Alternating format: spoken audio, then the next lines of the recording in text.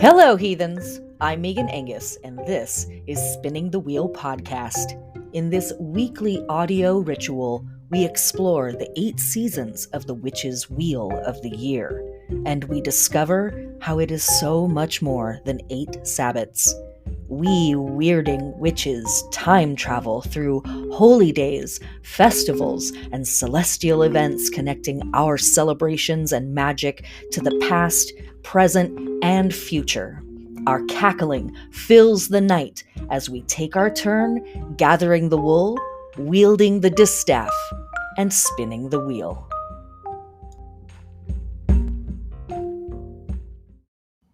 Welcome back, my witches. Here we go again. Woohoo! Okay. A couple of announcements, and then we're just going to get right into it, just like we did last week. This is Imbolc season, new moon in Pisces, lunar week 53. This week we have a tarot circle. This is for my patrons. This is free for everyone who is subscribed at all levels of Patreon. And this will be, I'd said last week that I might do something different. This is going to be our last tarot circle for a while. Going forward, they are going to be something else. We are still going to have a monthly get together, but we're going to be doing other things, I think. I say that, and then who knows what actually is going to happen. But this week we are going to talk about the Hanged One tarot card. I thought I had already taught a class on this card, but I guess I didn't. And so I want to make sure that we cover it here as we step into Pisces season. The Hanged One is connected to Pisces. The Moon card is actually the card that we want to work with specifically when we want to work with Pisces energy. But anyways, we're going to talk about that this week. That's Wednesday. Information will be on Patreon, where, of course. Okay. So there's that. Next Wheel of the Year class is going to be next month in March. What day? What a great question. I think it's March 15th is the day that I'm going to teach that class. Most likely March 15th. And that will be our Ostara class, our spring equinox class. I was hoping to go back to live classes, in-person classes by that point. Today, it does not appear that that is going to be the case, but you never know. Stuff can change overnight, especially with the astrology that we have coming up in the next few weeks. This week, the astrology, relatively chill, but we're coming into a season of holy crap astrology, like, whoa, okay, let me put my seatbelt on astrology. But that's coming up. So this week, Tarot Circle. Next month, in just a few weeks, is our next Wheel of the Year class for Ostara. Is there anything else that I want to talk about at this time? No. All right, that's it. We're going to move right into the stuff. And just like last week, I kind of don't have a lot to talk about. We are pretty scant at this time of year when it comes to holy days and festivals and stuff like that, past and present. We have some big ones, but we don't have a lot of stuff. And we have, and partly just like through January, we have a lot of festivals that are multi-day or multi-week festivals. And so, we're sort of in the midst of a cycle. And we've kind of already talked about some of that stuff. Also, we barely have any astrology of note this week. And we have a few fixed star risings. So again, we're going to have maybe, unless I go off on one of my acclaimed tangents, we may have a slightly shorter podcast this week. Okay. So, and also because of this, I'm going to do it like I did last week and like I did in the olden days, where we have everything kind of stacked up on one day. I'm not going to parse it out into the different subjects. We're going to just talk about day by day as we go through the week. Okay. That's enough of that. Let's get into the stuff. This week starts with a new moon in Pisces. And as we've talked about many times over the last few months, we are in this really cool cycle where we have the sun enter a sign, and then literally 24 hours later, 48 hours later, maybe 72 hours later, the moon is new in the sign at 1 degree or 2 degrees or whatever. It's really cool. This is the second to last one that we're going to have that does that.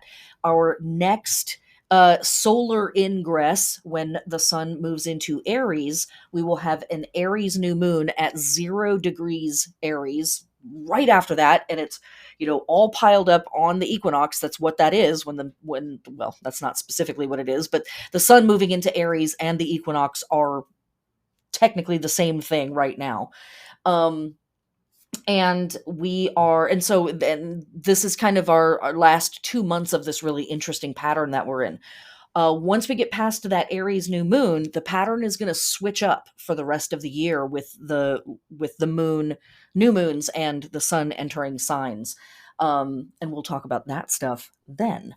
But why I'm talking about that and why I've been talking about it is because there's a really interesting opportunity here to work with starts and beginnings and initiatory energy and opening energy and beginning to explore the thing type energy. When the sun moves into a new sign, there is an opportunity for us. And we get one sign per month, right? We get 12 in a year.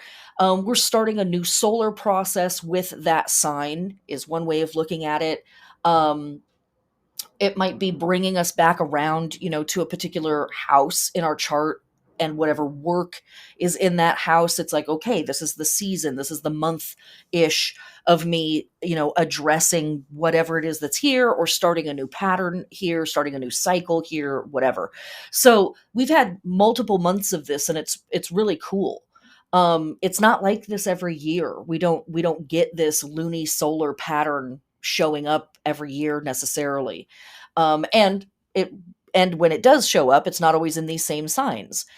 So it's just been like a cool gift from the universe to kind of help us, like, let go of some of the old stuff and welcome in some of the new stuff in these portions of our life, from Capricorn through Aquarius, now Pisces, and then we're going to get this in Aries next month. So cool stuff. Um, and so, what are we doing with Pisces? We talked about this quite a bit last week when the sun entered Pisces. So, our new moon in Pisces is very much along the same lines of this energy. It's very dreamy, it's very utopic.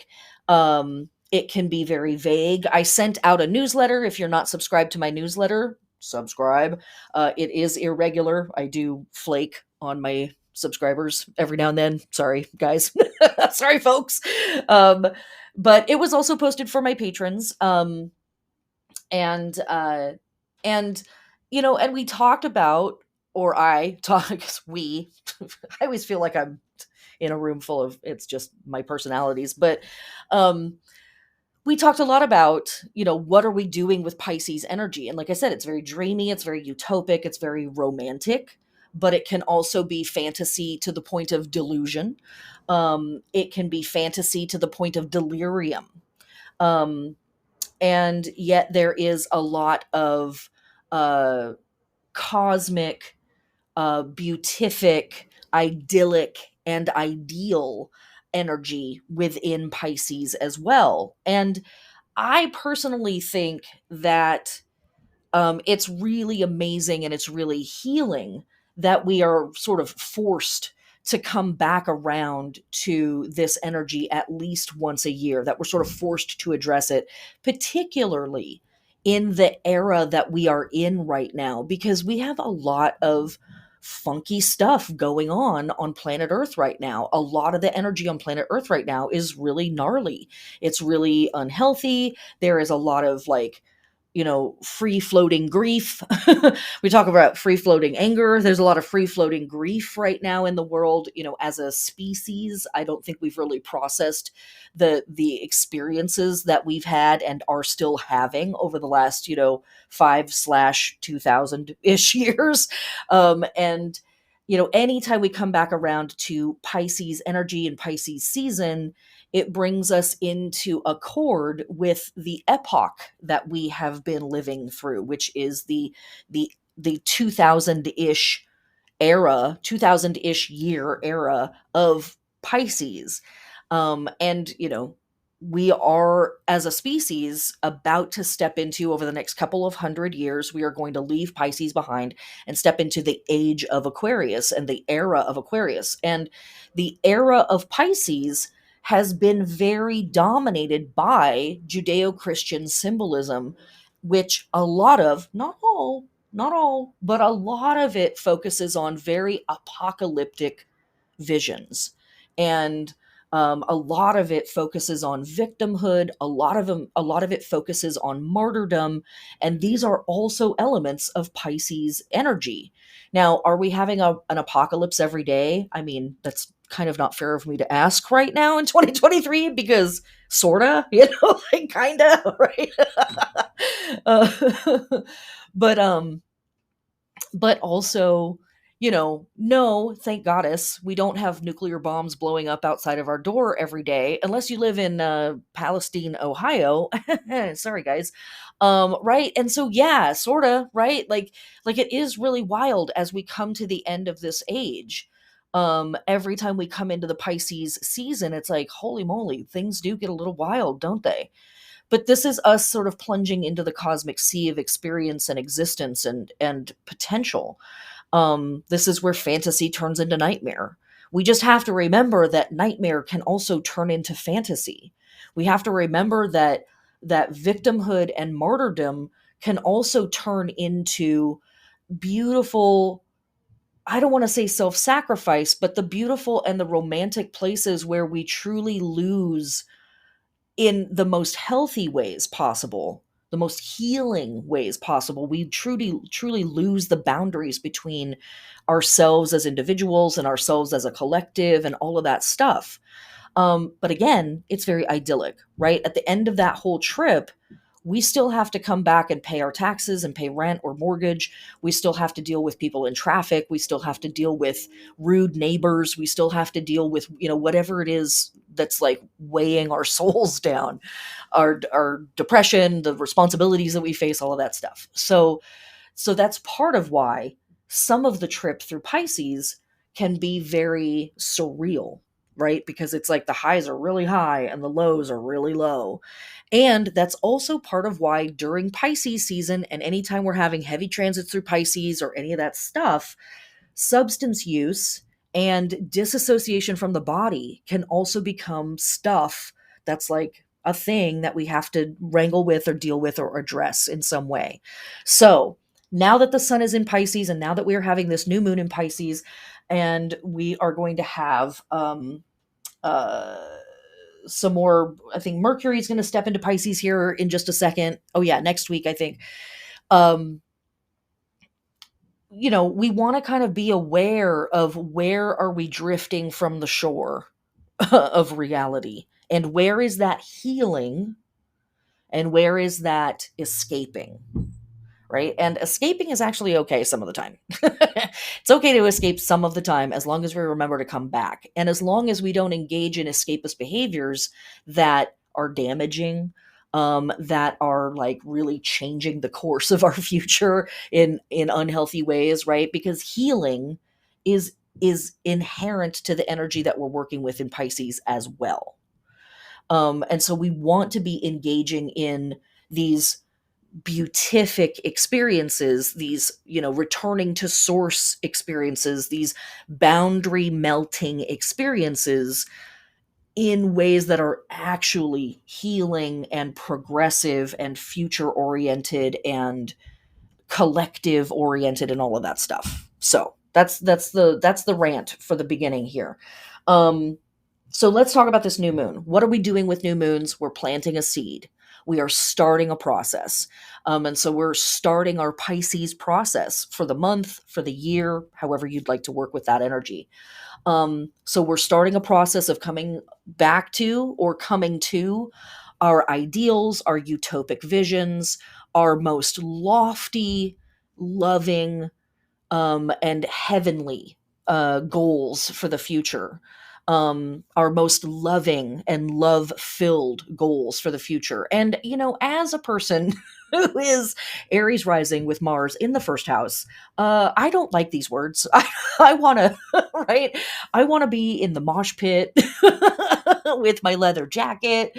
And I want to, I really like to think of myself as a big gruff meanie. And so Pisces season is sometimes a difficult place for me. So I just want to shout out to all the fire signs that are out there. They're like, it's so soggy. It is. It's quite moist here in Pisces. But when we're dealing with our water sign stuff, it's connectivity, and it's about reconnecting to those places in yourself that are very soft, and reconnecting in soft ways to the people that are around us, in very loving and healthy ways to the people and the systems around us. So on a new moon, we're planting seeds. We're starting a new process. Where we go from here, free will, right? But this particular new moon in Pisces, it's at 1 degree of Pisces, and it is conjunct, uh, more or less by 3 degrees. It's conjunct Saturn at 28 degrees of Aquarius. Saturn is one of the planets that is also about to step into Pisces next month when things start to get very spicy with our astrology. So let me just read through my notes for this. Um, with that conjunction to Saturn, there is a dampening of a lot of that idyllic heavenly energy that I was talking about before. It's a little bit heavier. It's not quite as lofty, maybe, as it could be. Um, and so, what might be coming through for you with this new moon are those visions, those very lofty visions, and then the limitations of I can't ever get that, or I can't reach that. Feeling, instead of buoyed or lifted by those visions, feeling depression around not achieving them, or how far away they might feel, or how fantastical they might feel compared to the very leaden reality that we are in currently. That might be some of the vibes of how this new moon moves through. Rather than the abundance of the cosmic sea, we witness the scarcity of, or the lack of all of that beautiful love that is supposedly happening for everybody else in Pisces. But where's mine? Where's my connectivity? Where's my love? Where's my fantasy lover, my ideal vision? Where's mine? That might, I mean, because that's Saturn does that, right? Saturn sort of draws a line under the stuff that we're missing. Um, and Saturn, being very security minded, can also feel like there would never be enough. Even in the cosmic sea of infinity, I'm never going to be able to scoop up enough for myself. So so just witness that. And if you're feeling like having a bummer moment, I give you permission to have 10 minutes of being bummed out. And then I want you to shake yourself out of it. I want you to dance. I want you to laugh, cry, masturbate, like do whatever you need to do to allow yourself to feel the depth of the bummer of your feelings in whatever ways are healthy for you.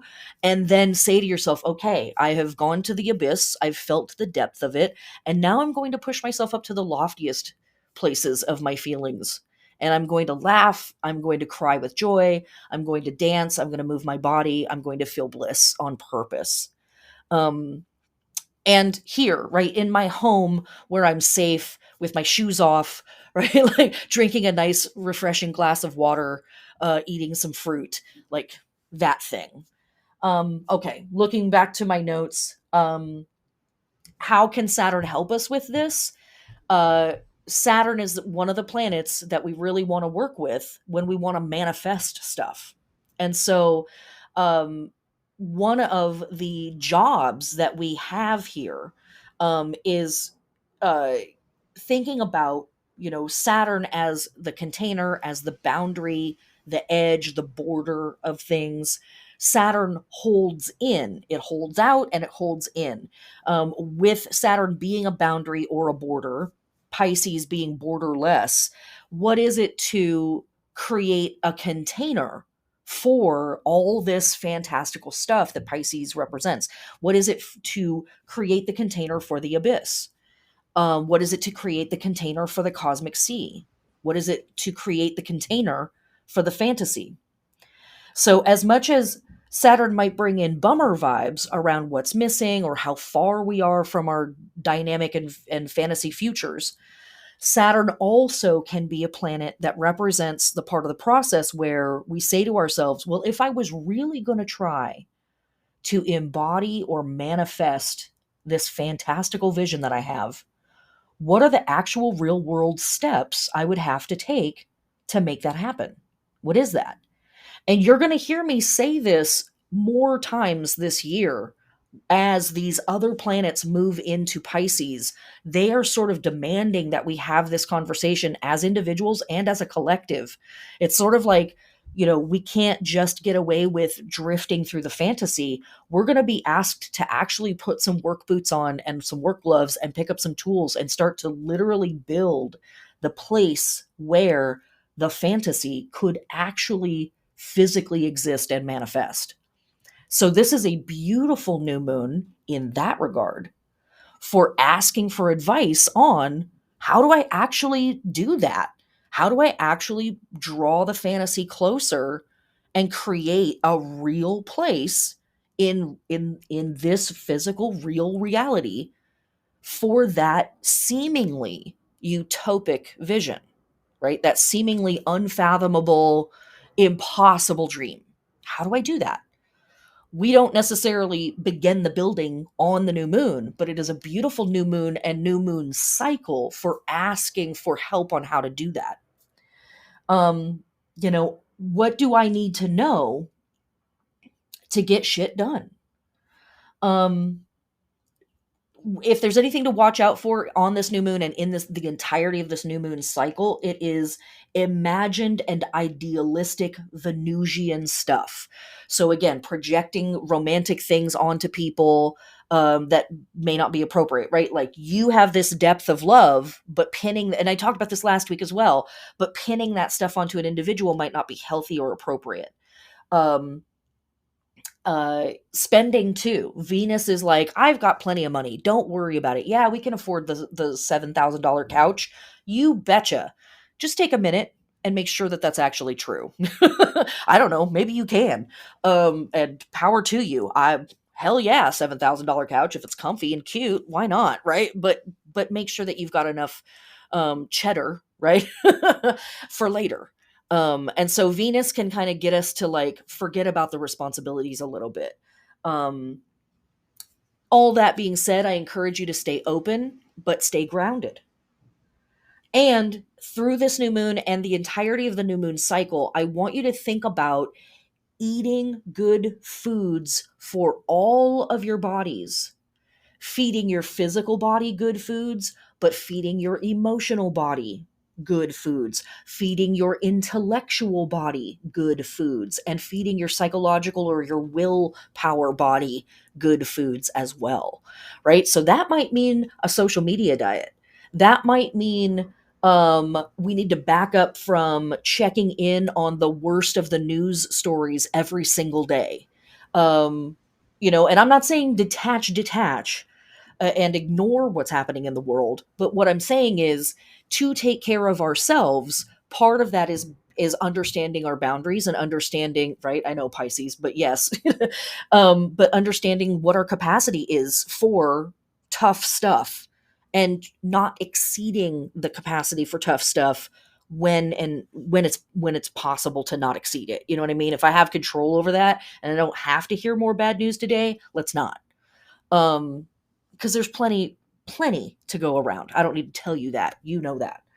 Um, and last thing I'm going to say about this, is it? Yes. The last thing I'm going to say about this new moon is the other thing that I want to encourage you to do in all of this fantasy and dream and utopic vision work that I'm challenging you with. I want to also encourage you um, to think about this work as you getting your ducks in a row for the upcoming Virgo full moon that we're going to have in 2 weeks. Because this whole cycle between Pisces and Venus and Virgo is really trying to set us up for, Okay, now it's time to literally start putting seeds in the ground. Did we pick the right seeds? Did we fertilize the ground as much as possible? And our fantasy and our dreams and our loving experiences and our healing experiences are us fertilizing the ground, prepping things for the future, making sure we're choosing the best seeds of all the potentials that are out there. That is that stuff. That's that stuff. And that's what we're doing in Imbolc season, right? That's what we're doing in Imbolc season. Oh yeah, I forgot to introduce the I'll go back and put that in the beginning. And it won't sound right, but I will do that. All right, so that is our new moon astrology. So uh what do I say next? Oh yeah, this. Um for our lunar body, when we are working with a waxing moon in Pisces, we are awakening, activating, adorning, and stimulating and preparing for action the legs and especially the ankles and the feet. So, yes, absolutely. The pedicure and the foot massage are a holy act this week. So, get on that. Make sure you tip. But even if it's just an Epsom soak, that's going to be fantastic. And as I say every single week, I am not a doctor of the human corpus. I am a doctor of the cosmos, which I assume is readily apparent by this point. So don't just take my word for it. Check in with your trusted health advisor to make sure that this information is safe and appropriate for you. And as I always say every week, work with the metaphor. What are you walking through? What's the path that you are stepping onto? How are you utilizing your intuition and using your toes to like find your way? That stuff. And for our plant body work, we want to be planting or transplanting or grafting our annual flowers and fruit and veg that bear crops above ground, corn, tomatoes, watermelon, zucchini, etc., as makes sense for wherever you are in the world listening to this. Okay. That is our new moon stuff. The only other thing that I want to say about this day is this is Sunday the 19th, by the way. I don't think I said that. Is that we also have Venus in Pisces sextile Pluto in Capricorn at 29 degrees. This is going to be one of the last planetary conversations Pluto has before it steps into Pisces. And this lunar cycle, this new moon, but I think the totality of the lunar cycle could be really, really incredible for artists and artistic expression and witnessing art. It just could be super impactful to take in art at this time and kind of throughout this whole lunar month. So making art, being art, and witnessing art, whether that's going to a show or you're going to a gallery opening or whatever it is, you might just have some really impactful experiences. It might be very healing, might be very enlightening, it might be very inspiring, very connective, all of that stuff. Of course, if you're doing an art walk or you're going to a show, please wear a mask, all that good stuff. And what else is happening Sunday 19th? We have at the very end of the day, the moon moves into Aries, and then just right on the heels of that, Venus moves into Aries. And so we take Venus out of Pisces, where it has been exalted, feeling very, very powerful, and pushes it into Aries, where Venus doesn't necessarily have a hard time. Venus actually, I think Venus enjoys hanging out in Aries. But we might be getting just a little spicier with our flirting. If you already have something established with person or persons, this is a great time to be a little more flagrant, a little more showy with your attraction to them, a little more direct, a little more straightforward. And it might just be a time for you to show off with a little bit more flair, to start to pull some stuff out of the closet that we haven't worn in a while, that's kind of flashy, that's hot, that's showy. And sort of brings us into like being the stars of the show, all of that stuff. Aries, of course, is like me and also me. But have you heard about me? Venus in Aries is pretty cute, honestly. I think is pretty cute. But again, I'm kind of biased. I'm Aries rising, so I'm maybe a little biased. All right, let's move on to the rest of the week. There is one more thing I wanted to say about this new moon. Surprise. Uh, never actually done. It is this. This is our last new moon of winter, which may have been totally obvious, but in case it wasn't, this is our last new moon of winter. We are officially in more or less the last 4 weeks of winter. As I said last week, if you're not a fan of winter, hooray, we only have 4 more weeks before we hit spring and we really start to feel the weather changes. And if you are a fan of winter, we have 4 whole weeks yet to go. So however you want to work with that. But this is our last new moon of winter. And so, and I think I said this last week, but if there's some work that's very winter oriented work that you still need to get it done. This is our last new moon to initiate that stuff. So wherever you are in your process, right, it gets a little blurry, right? Are you still in the winter vibes? Then here we go. We've got a few more weeks to work through that stuff and to take care of that business as well as we can. Are you over it? Are you sick of it? Are you already like starting to shift into spring and the light half of the year and the bright half of the year? Then this is a transition period for you. And we can already start to begin the process, like I said in the newsletter that I sent out, of, starting to put away our winter clothes and our winter equipment and start the process of spring cleaning and deep cleaning our house as we move stuff around to, taking advantage of the shifting light and all of that stuff. Wherever you are in the process, here we go. Okay. So we've talked about what's going on Sunday the 19th. I had, again, no festivals of note really. Other than, I should say this, it's Shrove Sunday. That is a thing that's happening. And what the hell is that? It's part of the carnival, aka what we think of as Mardi Gras / Lent cycle that we are in. We have been doing this stuff since January, basically. Kind of as soon as 12th night ends and Epiphany happens, that sort of kicks off the month long wind up to what we think of as Mardi Gras and Carnival. It's actually a long process of stuff leading up to this, a several week process. Massive love and shout out to my crews. They're not my crews, but the crews down in New Orleans who are holding it down. Several many friends and loved ones and witchy conspirators, collaborators down there holding it down for the heathens and the witches and the pagans. Much love to you all. Mwah. Okay, now let's move on with the rest of the week. It brings us to Monday the 20th. And what do we have going on this day? Well, we have Shrove Monday.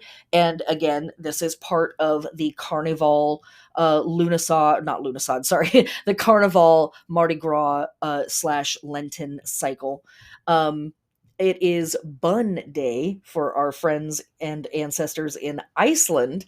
Part of the ways that these festivals were acknowledged and witnessed, and we see this tradition still with Orthodox Christians, Orthodox Catholics, Eastern Orthodox folks, is that as we move through Imbolc, we are slowly whittling down what is and is not eaten. And so Sunday the 19th for our Orthodox Catholic friends is Meat Fair Sunday, which is a day of eating all of the damn meat in the house because we're not going to eat meat after that until Lent rolls around. Orthodox Christian calendar is about 2 weeks off from the regular Catholic calendar that we talk about. So sometimes I talk about the Eastern Orthodox stuff and sometimes I don't because it gets confusing. But we have Meat Fair Sunday. And then for our regular Catholic / global, because there's lots of people that celebrate Mardi Gras / Carnival who are not Catholic. It's Shrove Monday. And so how this is often celebrated is with bread goods and and sweet treats and things along those lines. And so in this portion for regular Catholics and folks that have been influenced by those cultures, um, we're seeing an abundance of sweet treats come in. So buns, in particular, like biscuits with jam and butter, and made like sweet rolls and all of this stuff, very very popular. On the next day, which we'll talk about in a minute, but why not talk about it now? Completely out of order.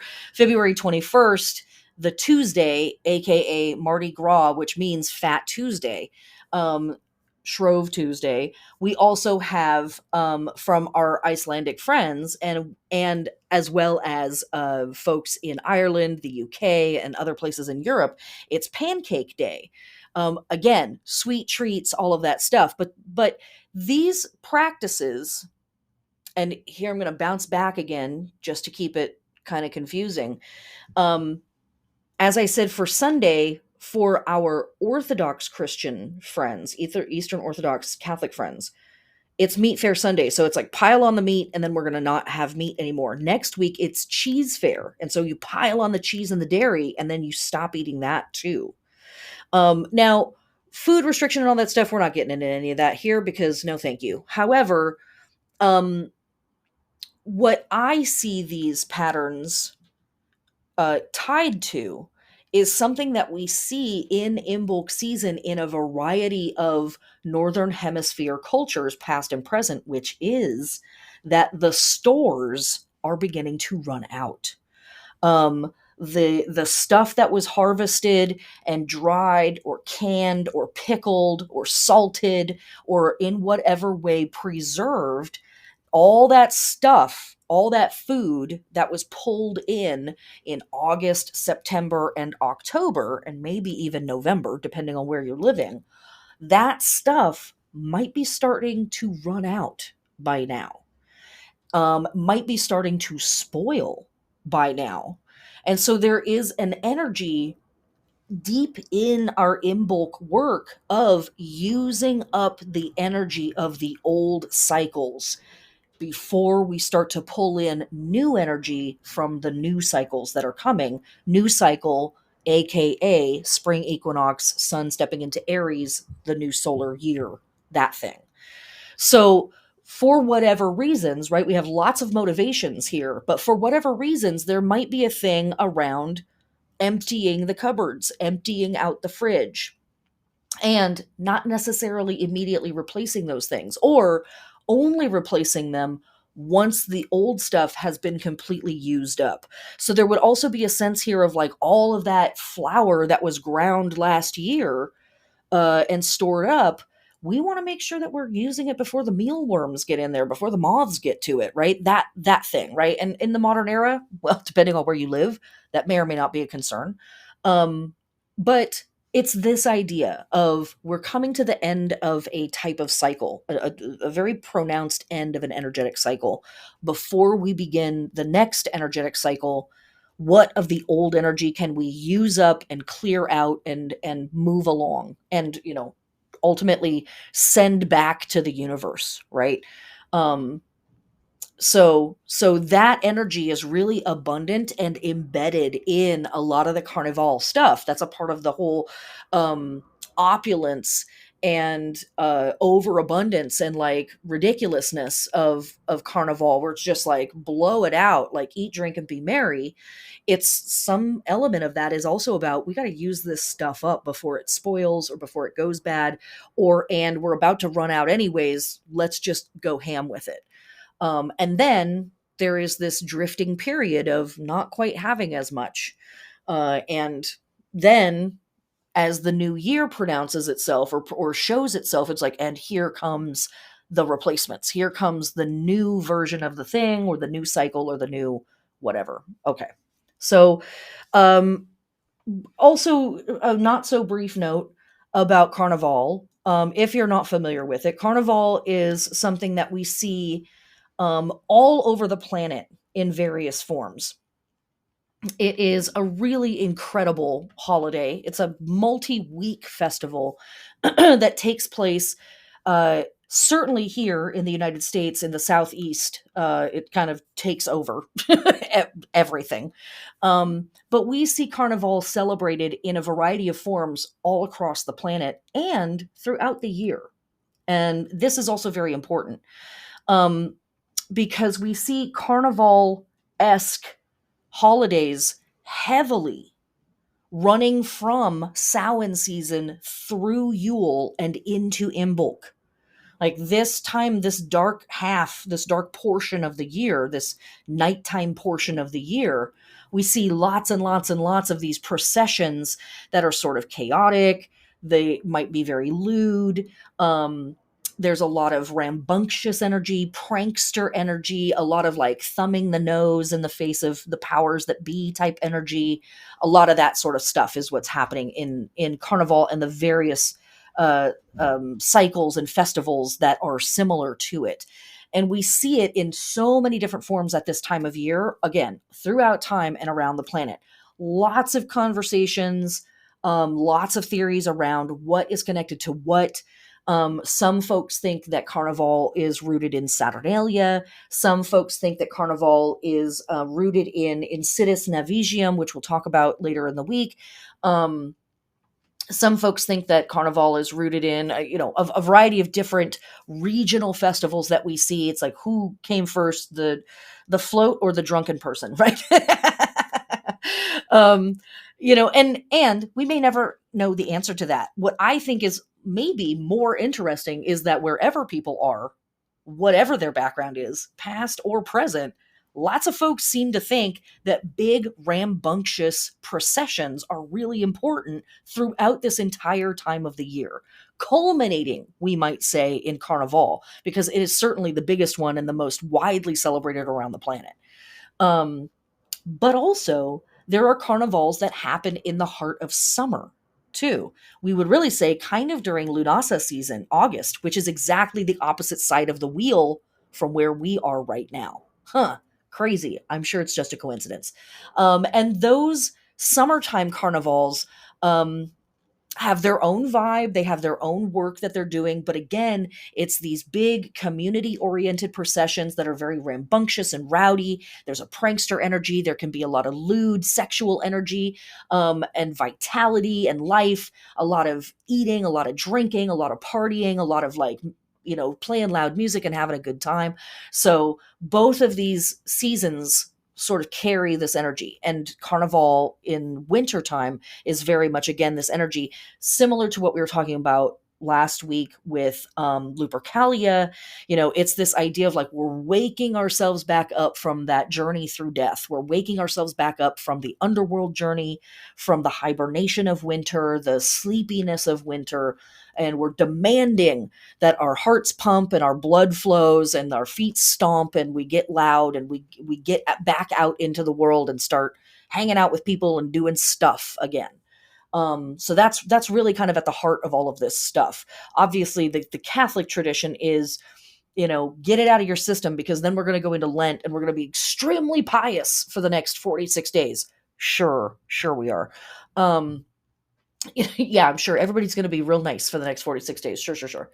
Uh, but that's sort of the follow up from the Catholic point of view is that get the sinning out, get all of your ridiculous heathen ways, get that out of your system, and then we're going to go to church and you're going to say I'm sorry, and you're going to wash off all that glitter, and we're going to be nice and we're going to be pious for the next several weeks until it's time for Easter.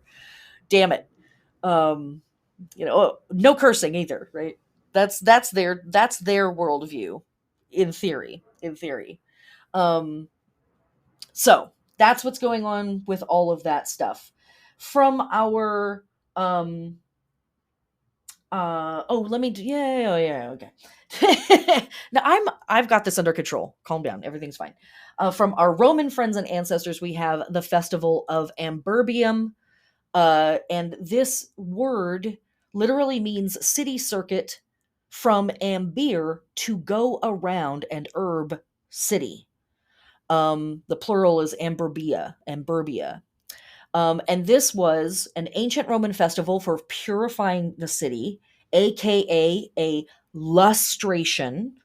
And lustrations are something that we talk about throughout the year, that these were these holy observances that people were like, we have to do this. We don't necessarily even know why we have to do it. We just know that we have to. But it took the form of a procession. Hey, um, perhaps following the old Servian wall that ran around Rome. But it was a distinct festival that was held annually in February. And it literally was a circling of the city. The city is purified, hymns are chanted, there were sacrifices, um, but the procession would have been led around in a ritual circuit 3 times. um aka the city is circumambulated, right? Amberbium, circumambulated. Um and the circling, I have thoughts about. So just as an aside, we want to think about the fact that February, um, in our ancient Roman rites and lots of other stuff that's happening, lots of other cultures around the planet, February is really dedicated to dealing with the dead, dealing with ancestors, and purifying things. We're, again, this idea of getting out the old, appeasing the past, saying thank you for, that stuff, and then clearing the way and preparing things for whatever is about to come. And the way that time and space were imagined or interacted with for ancient peoples versus the way that we think of things now is very different. And when I think about uh, this procession circling around the city 3 times, my Western mind, my modern mind, thinks of the city as a static thing, and the people are moving around it, right? But when I push myself back into the way that time and space were sort of interacted with by the ancient peoples, what I start to think of is those people walking in place and spinning the city like a gear. Why? We don't have time to talk about that, but but it's something that I think about a lot with processions, is that we think of the procession as being the thing that's moving, and the space that they're moving through is static. The procession is walking down the street versus the street is moving under the procession, and the procession is almost marching in as in the same place in space-time, and it's the world that is being turned by the procession. You get what I'm saying? Are you able to see that with me? That stuff. The Romans thought about stuff in that way. That sometimes the city, the space time was the thing that was moving, and the person was actually standing still. I'm not making it to the future. The future is moving towards me. And me walking is like turning the gears on this cog in the machine, or turning the cogs of the gears of this machine that is space time. All right, there's my very abstract vision for you there for Monday the 20th. The only other thing I want to talk about from this day is that we have Mercury in Aquarius sextile Chiron in Aries at 13 degrees. And this is a really great day for thinking about healing work. You might have a breakthrough in your healing work. Of course, again, with Pisces, healing work is really important. And so any of our Chiron transits that we're having here, just going to maximize and emphasize that stuff. Mercury wants to think about it, wants to talk about it, wants to research and get information and data. So this might be a day where somebody says something to you, or you hear something in a podcast that just sort of like makes things click. And you're like, whoa, that has really opened up something in my own personal process. You might be more open to healing information on this day. You might schedule a meeting with your therapist, that kind of stuff, right? Any of that, very, very appropriate. Okay, moving on to Tuesday, the 21st. Tuesday, the 21st, we have the Mardi Gras. This is Fat Tuesday. This is the last day, technically, of Carnival, and we're going to step into Lent, Ash Wednesday, and Lent the very next day. Um, and so, moving directly to our astrology, we have Mercury in Aquarius square Uranus in Taurus at 15 degrees. So, what are the ways that this can play out? Well, anytime we have an interaction between Mercury and Aquarius, it's interesting because some astrologers think of Uranus as the higher octave of Mercury. What the hell is that supposed to mean? It means like Mercury can take us so far in our thinking process and like the meta of what it is to think and to be intellectual and what is intellectualism and all that stuff.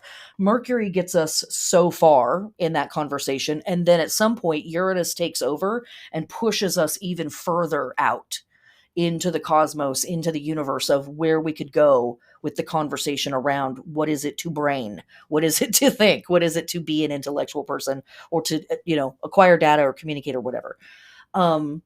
So these two planets inherently kind of hang out with each other and want to work together, um, but they are square on this day.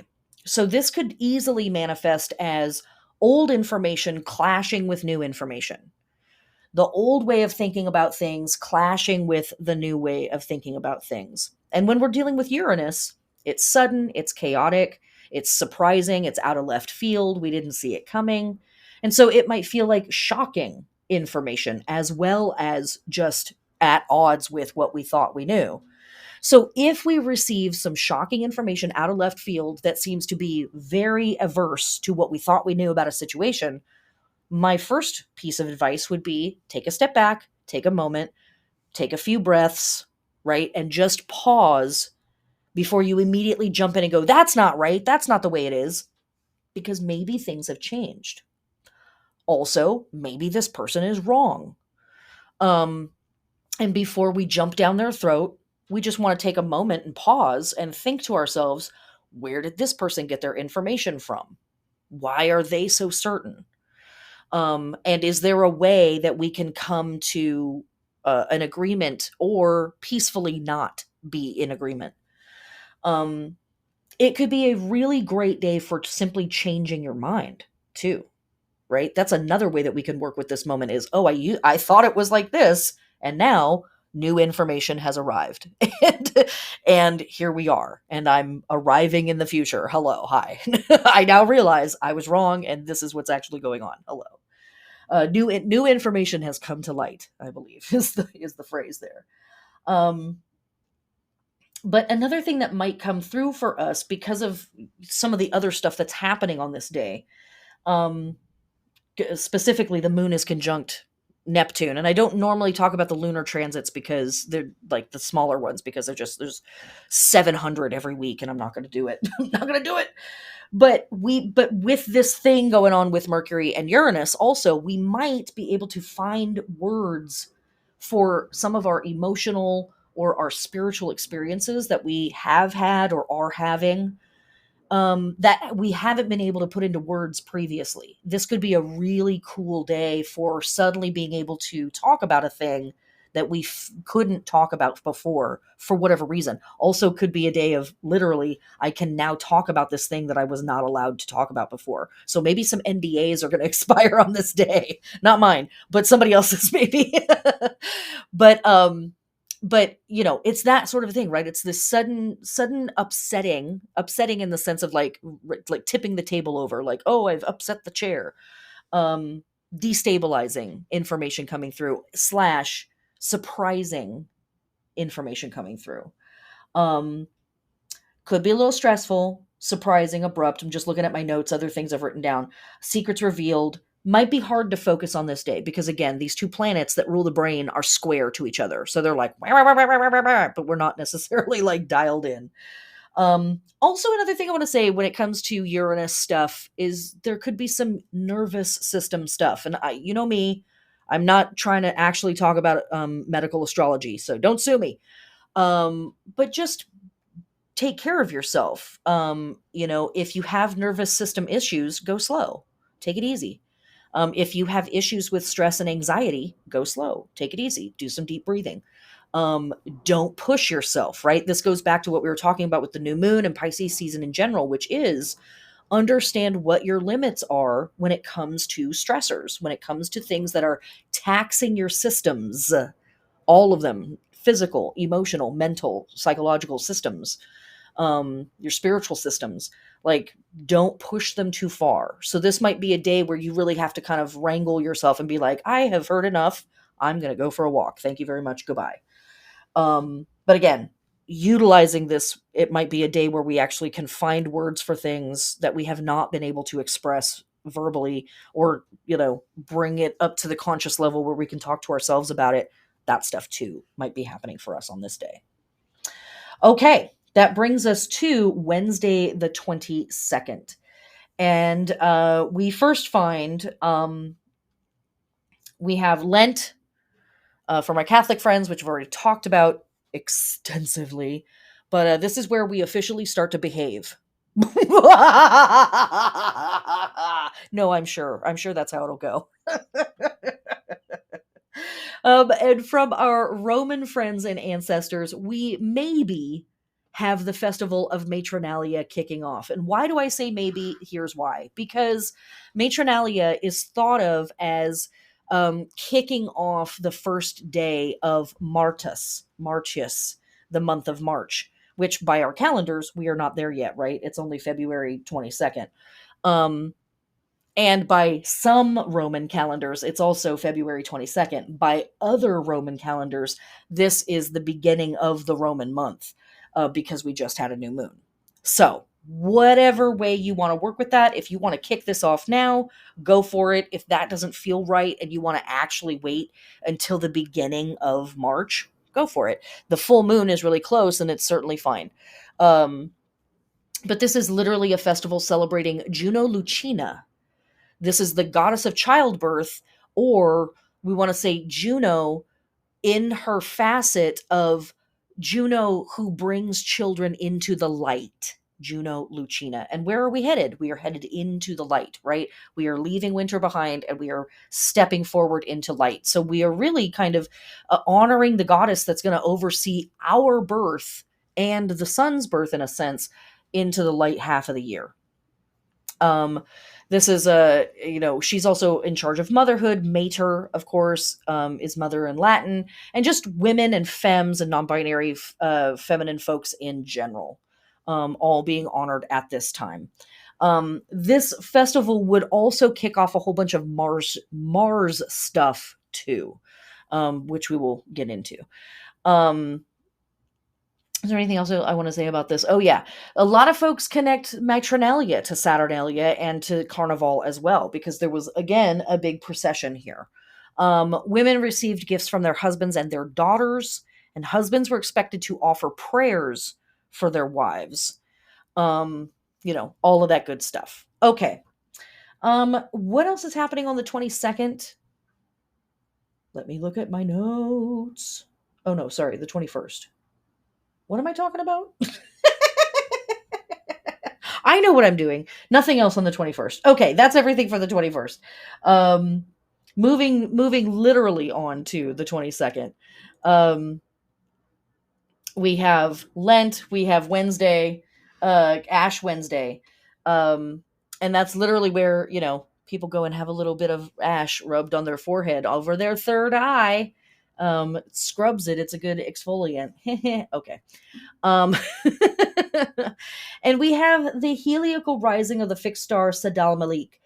This is a star that is found in Aquarius, and it represents the luck of the king. And this star works in tandem with a star that is also rising more or less at the same time, Fomalhaut, which we'll talk more about for Thursday. But it represents the luck of the king. It represents the luck of the leader, the luck of the person who is in charge and taking responsibility for the group. And last but not least, for Wednesday the 22nd, our astrology. So we have Mercury in Aquarius trining Mars in Gemini at 16 degrees. So first, let me say that this connects to our astro transit from the day before, right? We have Mercury square Uranus, and now the very next day we have Mercury trine Mars.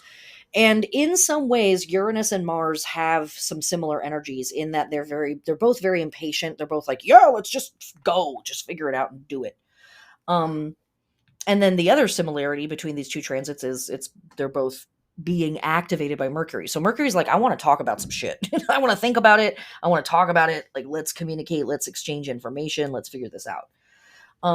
And so this is what I would say. The way that these two things could work together is that the day before with Mercury and Uranus, you might be finding words for stuff that were difficult to express. But as we move into the Mercury and Mars thing, I want to encourage you to not talk it to death. Even though it's a trine between these two planets, we still have a little bit of the Uranus vibes in the background, and it's Mars. Mars is like, I'm okay if I piss somebody off. I'm fine if I get into an argument. I'm fine if I talk before I think. I don't care. It's fine. And we might not be fine with the results of those behaviors. Mars is fine. The parts of us that are represented by Mars are like, yeah, I don't give a shit. Whatever. Who cares? And all of the rest of us is like, I care. We care. The other bodies here care.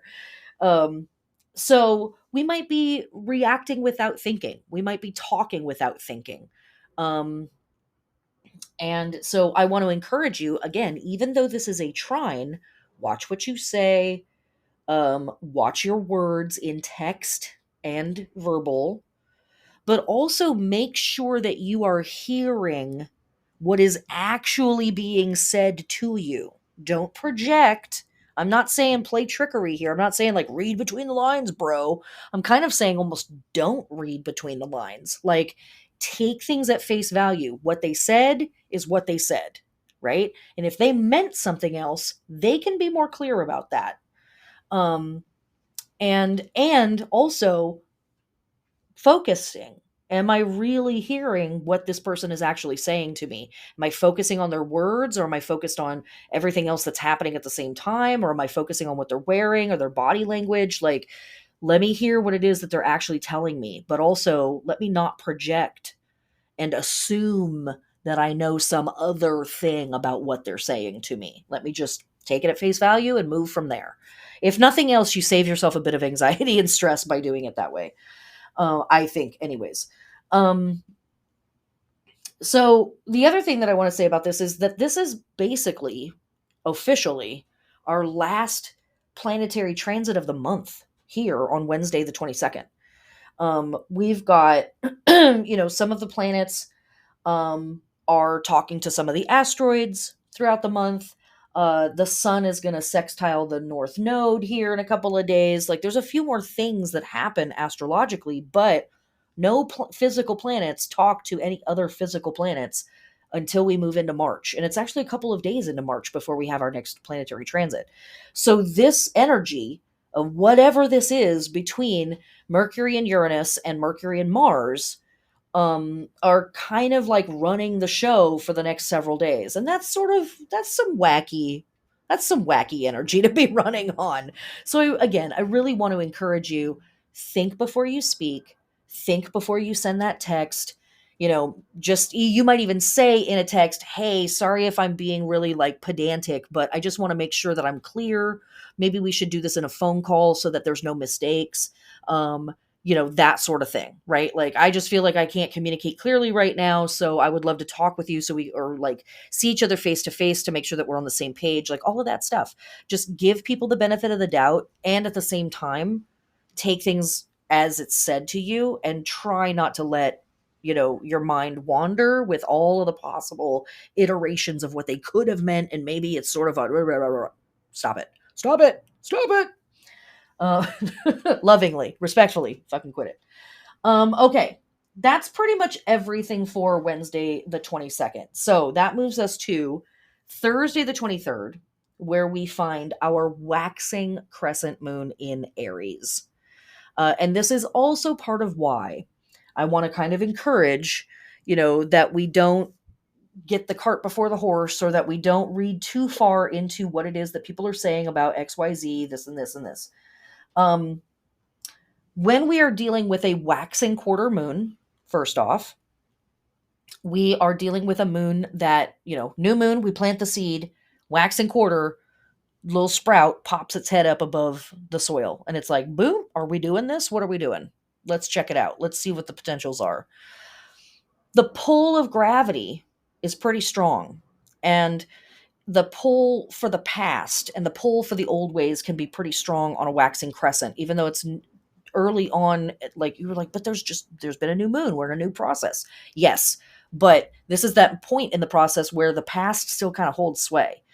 So here is yet another reason why we don't want to pop off, and we don't want Mars to necessarily like run the show, right? Because again, Mars is like, I'm down to argue, I'm down to fight about it, I'm down to make shit weird, like I'm down to like let things be aggressive and uncomfortable. And this crescent moon is also in Aries, right? Mars rules that. So there is this sense of like, well, but you know what you said 5 years ago? You said XYZ. So what about that? Right? Again, I encourage you to take a breath, take a step back, right? What do I always say? Take a walk around the block. Just be like, you know what? Let me think on this for 5 minutes. Let me take a walk around the block. I'll be right back. And you might go punch a wall while you be careful with your hands. I'm not literally encouraging you to go do that, but I'm saying like you might go have a tantrum. You might go have a yell fest. You might go have like a freak out while you take that walk around the block. And then you come back and you're like, okay, now what were we talking about? Let's get back into this. That's what needs to happen. Goddess bless. Um, and also, let me say that if somebody needs to hear something, right, and you're the person to say it, say it. Like, like go for it. This is the time.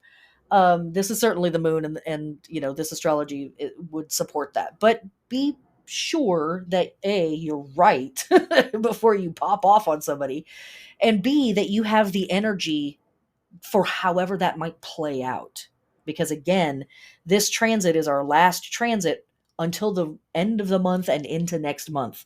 So this energy, even though the transit itself will wane, it's sort of like the lingering in the mix. You know what I'm saying? Like there's no transit to come along afterwards and be like, and now we're doing this. It's just sort of like, well, that was the last word on that. Harumph. So what are we doing with um a waxing crescent moon in Aries? Well, it is a fantastic time to focus on our goals and our ideals. And specifically, like, what do I still actually believe in? Perfect follow up for the Pisces new moon. That's like very idyllic, very dreamy, very heavenly, very utopic, very, very fantasy, right? But then we've got, as I said before, there's Saturn in the mix of that stuff. So Saturn's like, what do we have to do to actually manifest all of that stuff? Here comes Aries a couple of days later, the Aries moon. That's like, so actually, what do I really still believe in? Like, that was a whole super fun swim in all the potentials ever of utopia. But what are the fantasies that I still really believe in? Like, what are the dreams that I still really hope I can manifest or like be a part of? And that's what Aries wants to talk about, because it needs to stay fired up, right? It needs to stay like impassioned and inflamed about stuff. And so in that massive sea of potential, this might be where in the process we start to begin to whittle down the super mega long list into a slightly shorter list of like, there's everything that would be super cool. Here's in particular the stuff that I really care about and I would really love to see happen in my lifetime or be a part of manifesting it or whatever. Um, and this moon is going to work in conjunction with the next moon that we have coming up. But in the meantime, that's the work of this moon, is to kind of like focus on, out of everything that I could focus on, what do I care about? What am I really impassioned for? Okay, when we are working with a waxing moon in Aries, we are awakening, activating, adorning, stimulating, and preparing for action. The head, the hair, the scalp, the eyes, and the sinuses. So basically, the top half of the head. This is all under the rulership of Aries. So, yes, your super fancy conditioner that you've been saving for a special occasion, now is that time. All of that good stuff. And for our plant body work, we are cultivating, we are harvesting to the purpose of drying, um, And I'm going to be changing up some of the information about our lunar stuff coming up here soon. So that's just a taste of it. But we are cultivating, we are harvesting for drying, we're doing pest control, disease control, we're plowing, we're weeding, we're pruning. We're also cutting firewood, and all to support above ground growth in that process. Okay, moving on to Friday the 24th. Um, Wait, no, I'm lying. Still on Thursday the 23rd. Boy, I tell you, I this Mars energy, I'm like, let's go. Like, calm down. Calm down. Um the other thing that I wanted to talk about with Thursday the 24th is that we have the heliacal rising of the fixed star Fomalhaut. This is the brightest star in Pisces, and it represents the mouth of the southern fish, and it works in conjunction with Sadal Malik, the fixed star from the day before. And here is how. Both of these stars represent the luck of the leader, or the luck that leaders have. And what they're really saying is, those people and the person that we are in our own life, because I think in a way that this really applies to everybody, but in a way it applies to people that are in a special condition.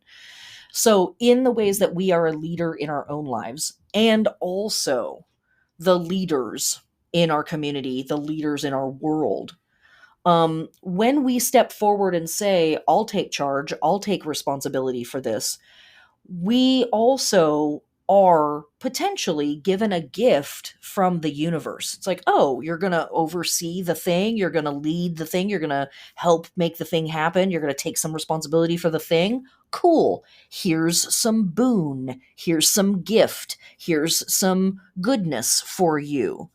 Um, and the idea is that we then become the dispensers of that goodness, whatever it is, in whatever form it happens to manifest.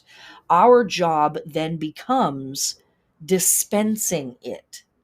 And so Fomalhaut speaks to the fortune of leaders, but it also speaks to the very specific downfall of leaders who do not share that gift with the people that they are, in theory, responsible for.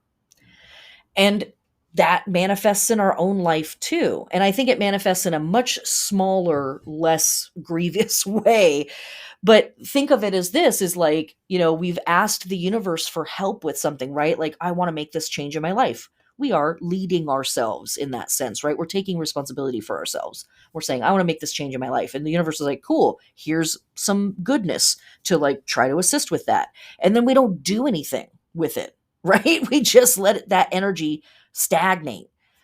This also is sitting with that idea of like, let's use up the stuff that we have before we step into the new thing, right? The universe is like giving us stuff to work with it, like use it, utilize it.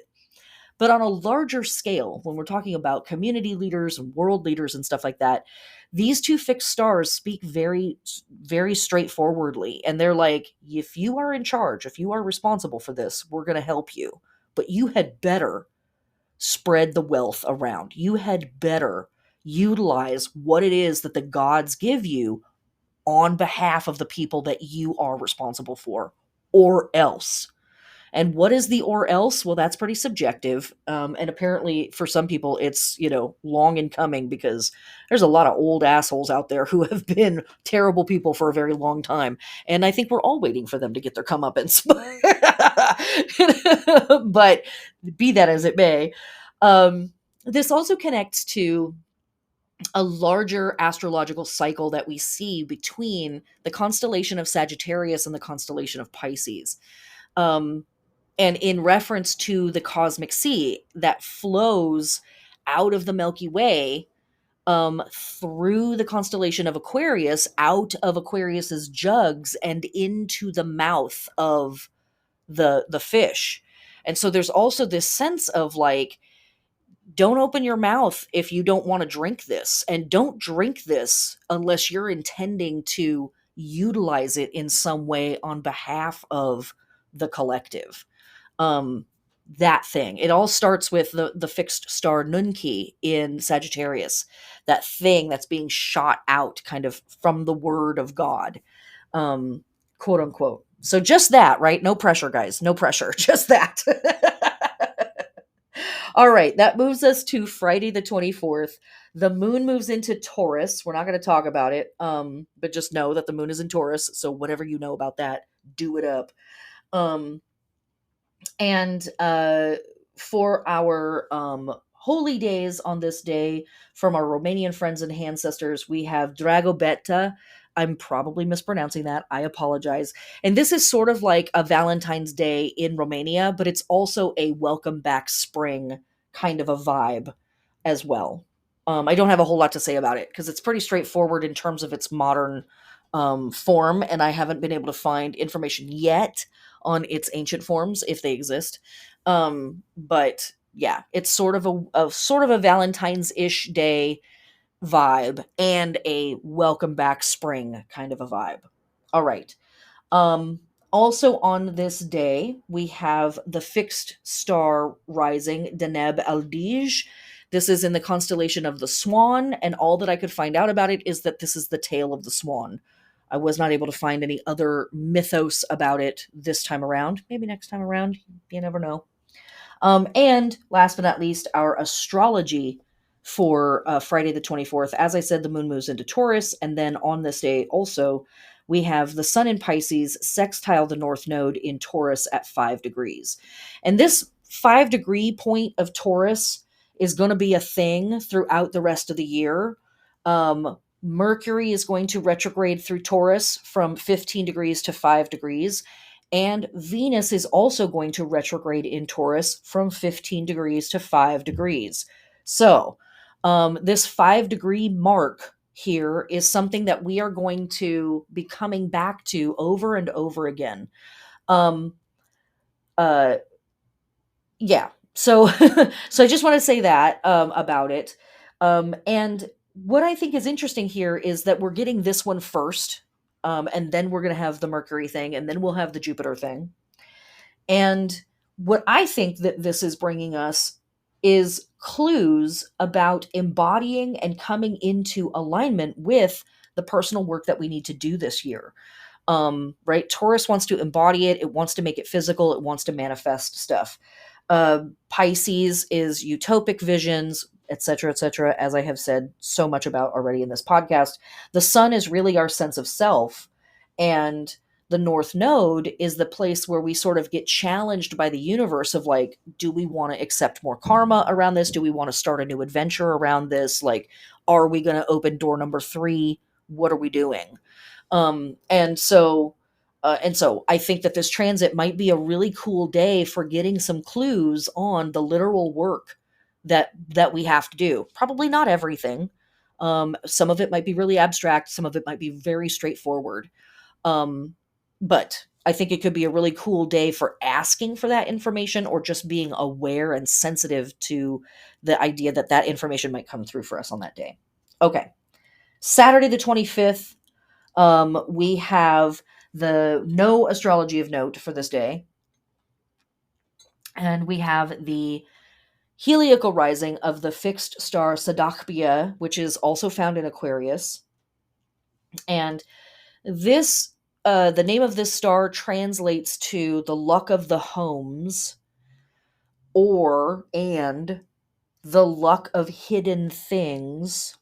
The literal translation is the luck of those intense and those who are hidden. Um, and what it's referring to are folks who are nomadic. Well, what part of what it's referring to is folks who are nomadic, who are living out on the land. On this day or near this day, the weather shift, maybe it's rain, maybe it's who knows what, but something shifts and the insects and the worms start to come back up to the surface of the soil and be more active. And so it's literally like coming out of their homes, coming out from being hidden. And that sign was basically the sign of like, hey, we can head back more north again and start the process of cultivation and like getting the land ready for whatever we're going to do with it in spring. So there's that thing. A lot of folks utilize this fixed star to literally find stuff that has been lost. So there's that.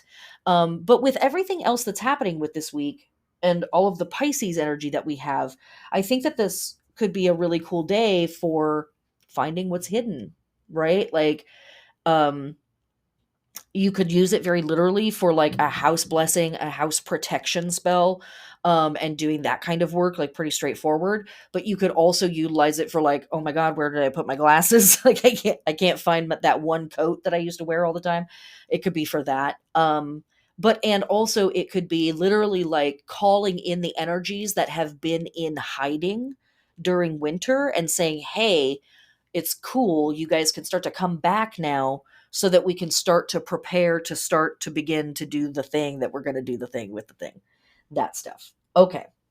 For our holy day of this day, the one thing I want to mention is from our Greco and Romano and Egyptian friends and ancestors. We have Insidious Navigium. Navigium, I'm sure that I'm saying that incorrectly, but this is the vessel of Isis. This was an annual ancient Roman festival, but it was also practiced by the Greeks. It was also practiced by Egyptians, and it literally celebrated Isis's influence over the sea. And it served as a prayer for the safety of seafarers and eventually like all of the Roman people and the city itself and their leaders. It consisted of an elaborate procession, hey, including priests of Isis and devotees of Isis with a wide variety of costumes and sacred emblems. They even carried a model of a ship from the local Isis temple down to the sea or down to the nearby river or wherever it was that it was being celebrated. Now, in the Wikipedia listing for this, it even says modern Carnival resembles the festival of Novitium Isidis or Isidis Novitium, and some scholars argue that they share the same origin via the phrase "carus navalis," which means naval wagon, aka a float, later becoming Naval, right? Many elements of Carnival were in turn appropriated in the Corpus Christi festival, celebrated very prominently in the Iberian Peninsula, Spain, Portugal. And again, that sort of harkens back to what I was saying of like wherever this stuff came from, we see everybody doing it all over the planet in the northern hemisphere. They're going ham, and lots of places in the southern hemisphere too. I should be accurate with that as well. But yes, big holiday dedicated to Isis, but specifically Isis of the sea, Isis of the rivers, Isis of the waters. And here we are in Pisces season, the cosmic sea, the cosmic ocean, all of that good stuff. I'm sure it's just a coincidence, but here we are. Okay, last but not least, that brings us to Sunday the 26th. Um, and we have no astrology of note on this day. The moon moves into Gemini. We're not going to talk about it because we're going to have the waxing half moon in Gemini start off our next week. So we'll talk about it then. So we have no fixed stars rising on this day either. So the one thing that I wanted to talk about was the festival of, oh no, what have I done? I lost it in my notes. Damn it. Did I? Yes, I did. Oh, I'll find it again. Um, was the festival from our Slavic friends and ancestors, Maslenitsa. And I could just literally look it up, like pause the recording before I look it up, but no. Okay. So here, Maslenitsa is currently very wound up in the Eastern Orthodox Carnival / Lenten cycle. So in its current form, it is a part of that. It's, kind of a carnival-esque thing. It's about Lent. It's about purification. It's about fasting. It's all that stuff. It's called Forgiveness Sunday. And, um, it was the last chance to eat rich foods and partake in social activities and all of that stuff that we talk about with Carnival before we go into Lent. That's what's up with this. Okay. However, um, in Slavic mythology, Maslenica was a celebration of the end of winter and the coming of spring. It was personified by the god Veles or Volos, which I talk about in a piece on my website, I'm pretty sure. And this was the god of earth, water, harvests, cattle, and the underworld. As far as Christianity is concerned, Maslenica is the last week during which eggs and dairy products are permitted. And that goes back to that like food thing that's happening, right? But how interesting is this? Because eggs and dairy products feature prominently in Imbolc season, right? We're hamming it up. Well, not hamming, we're milking it up during Imbolc season. And so there's something very interesting with that, right? Um, the most characteristic food served at Maslenica is blini, which we also might think of as a blintz, which is a thin pancake, basically a crepe. Might be served with sour cream, jam, maybe caviar, right? We're going very posh.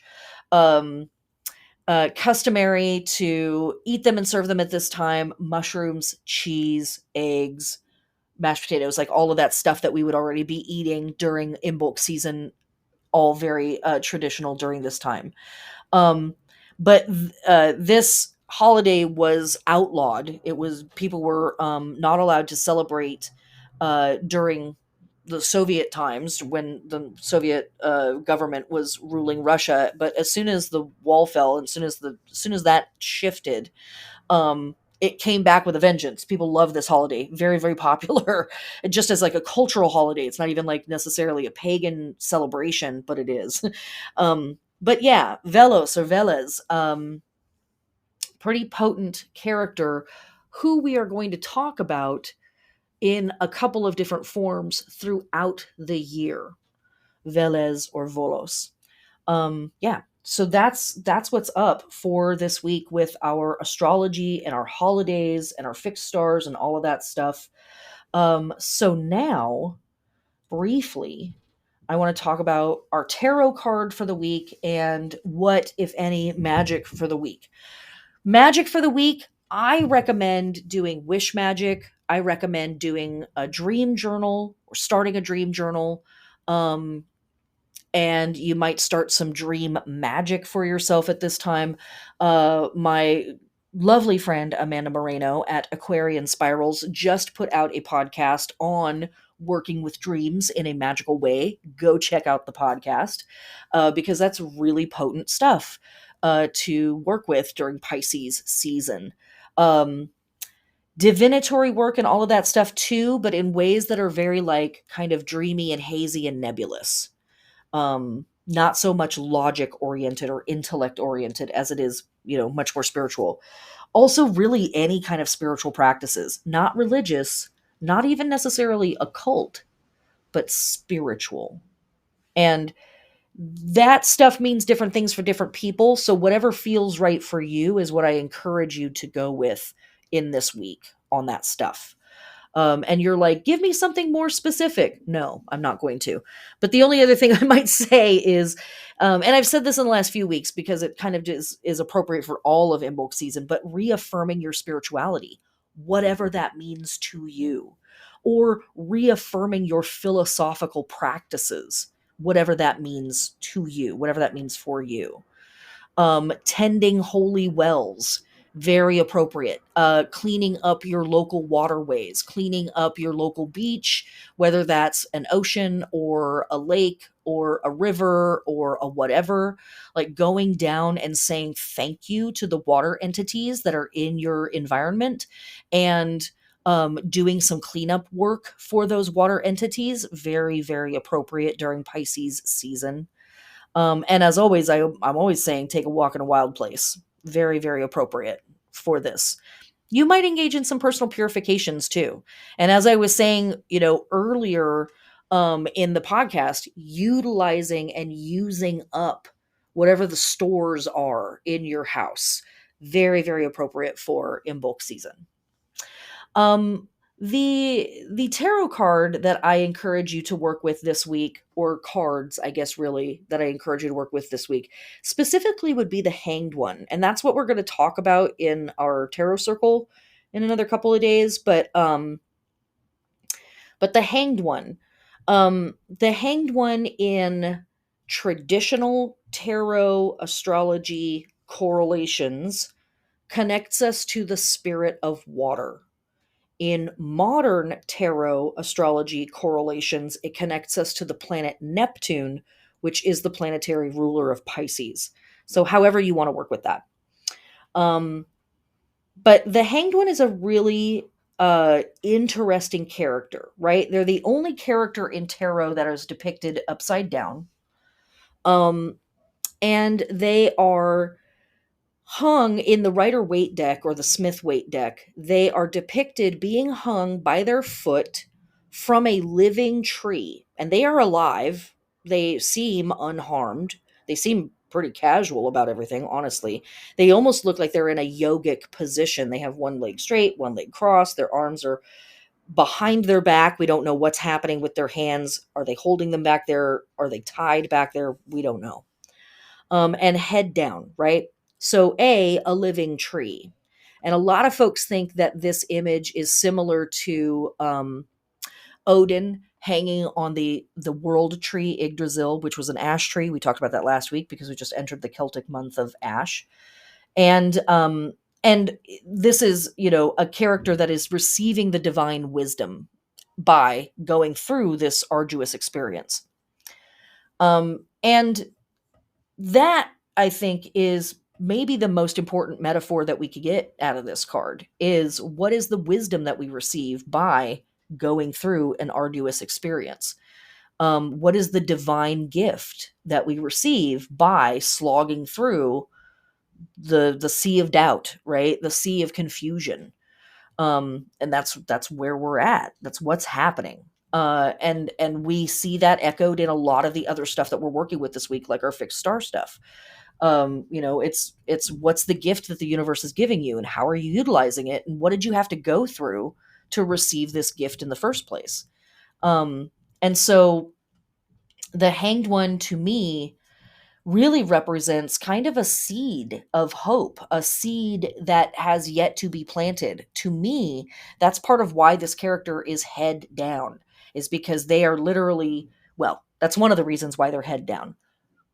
Because their head is literally going to be the seed that gets planted in the ground, and they are going to sprout up from that place. Note that they're hung by their foot. Pisces rules the feet. But also, uh, part of the reason why they are head down is because they have been through so many experiences and they've processed so much of their own stuff, and they have such a vital and rich interior world and internal dialogue that they see things from the opposite end as regular ass humanity or regular ass society sees it, right? This is the person that says, I'm going to quit my tech job and take a job where I make half as much money a year working with at-risk youth. And society is like, you're crazy. That's bonkers. That's wild. Why would you ever make a decision to do that's stupid, right? Like, society would teach us that that's exactly the wrongest decision to make, right? No, you should only be ever trying to make more money, and you should only be ever trying to seek more power. But the hanged person is saying, I've gone through my own experience and I see things from the opposite end of the telescope now. And I don't care if this doesn't make any sense to you. It is what is correct for me. It is what I know I'm supposed to be doing. And I literally have to be upside down and see the world from the opposite end to understand that this is my process. I talk a bit about the Hanged One and how it works with the Moon card as well as the Star card and the Fool card in the Imbolc class up on my website, up on YouTube. So go check it out. I also have a whole bunch of Imbolc writings now available on my. I mean, they were always available, but they're organized now on my website. So you can just go to my website and right in the menu, there's a page for Imbolc, and scroll to the bottom, and you'll see what I'm talking about. But that's all I'm going to say about this card. Let this card, if you want to work with it, be a guide for you walking through your own experiences and receiving the subjective, only makes sense to you wisdom from your past.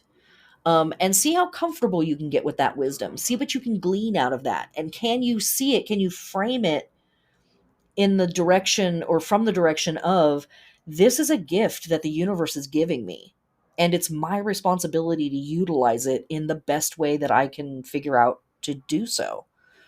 And that process might only make sense to me.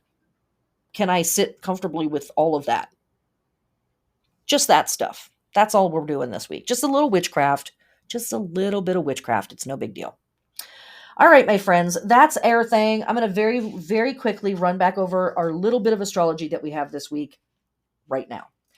Sunday the 19th, we have a new moon at 1 degree of Pisces. And we also have Venus in Pisces sextile Pluto in Capricorn at 29 degrees. And then we have Venus scooching directly into Aries. Monday the 20th, we have Mercury in Aquarius sextile Chiron in Aries at 13 degrees. Tuesday the 21st, we have Mercury in Aquarius square Uranus in Taurus at 15 degrees. Wednesday, the 22nd, we have Mercury in Aquarius trine Mars in Gemini at 16 degrees. Thursday, the 23rd, we have our waxing crescent moon in Aries at 19 degrees. And then Friday, we have the moon moving into Taurus, and we have the sun in Pisces sextiling the north node in Taurus at 5 degrees. And then nothing for Saturday the 25th, and Sunday the 26th, we have the moon moving into Gemini. All right, my friends, do your best to watch your words this week. Take care of yourself. Don't drift too far from shore. But, a little 3-hour cruise never hurt anybody, right? Dream your wacky ass dreams. And be brave. Be daring and be bold in your fantasies and the things that you hope for and envision are possible for yourself, your community, and your species. And then, if you dare, ask the universe for the tools and the vessel to pour that stuff into. If you are ready, well, even if you're not, right? We're here to be a part of whatever it is that's going to manifest whatever comes next for our species. So open your mouth, ask for the gift from the universe, let it pour in. Sorry, that's pretty interesting imagery. Utilize that as you see fit. But yeah, this is the week to do it. Blessed be.